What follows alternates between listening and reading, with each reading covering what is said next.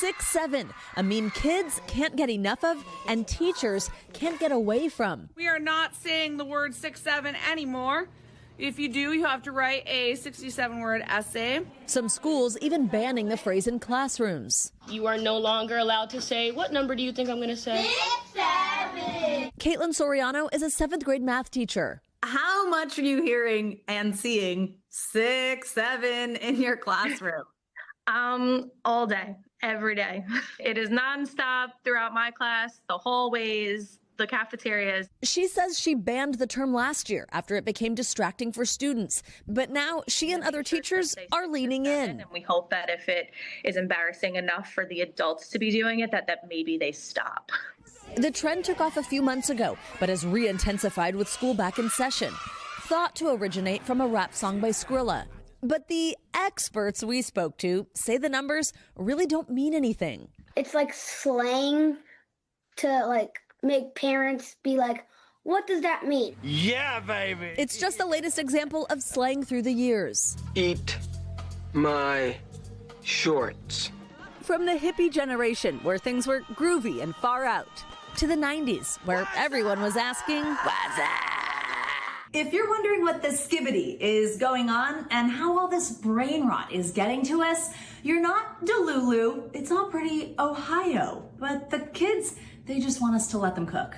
As for parents, they're feeling the pain too. According to a recent study, 35% say they struggle to understand their kids' slang vocabulary. And 56% say their kids feel cringe when they try and use slang to communicate. Do you think that your mom and your dad or your teachers are getting a little annoyed of it? Yeah. Yes. Is that going to stop you? No. 6-7, just the latest example of internet talk being used in everyday language. And it is so prevalent that earlier this year, the Cambridge Dictionary even made some of those words that I mentioned a moment ago official, adding slang like skibbity, delulu, that shortened version of delusional, adding it to the Cambridge Dictionary. Yeah. We just officially killed it. 6-7's dead. I know, now. right? Good. Well, that's what they said. As soon as the adults start doing it, as soon as we I was cover it arguing here. with my 16-year-old son about this last night. It's like, didn't you guys have words that you laughed at? I go, yeah, but they weren't completely nonsensical. But he's right. The difference was we had shorthand, like rad for radical or toast or whatever. Right. But what we didn't have we had a friend group, and there was inside jokes. Now there's a global text chain. Yeah. Of course. So every tween and every teen who's on TikTok and YouTube, they're in on it. But the other thing is, if you asked what does rad mean or groovy or far out, we could define that. There was the definition. If you ask your kids, what does 6-7 mean? They don't know either. And that's where the brain rot is kind of being pointed to, that it's like such an overconsumption of these kind of silly, goofy, funny things without much sense.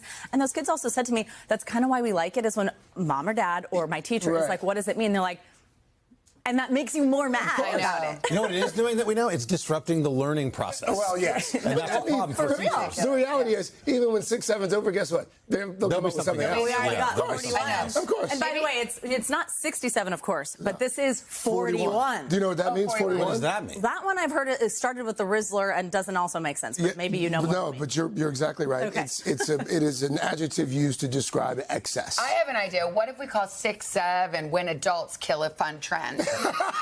we just 6-7'd this trend.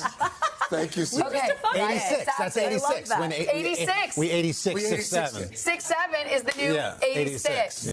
Hey, thanks for watching. And don't forget, you can catch the Today Show every morning on NBC or take Today when you're on the go. Just follow the Today podcast on Apple Podcasts, Spotify, or wherever you listen.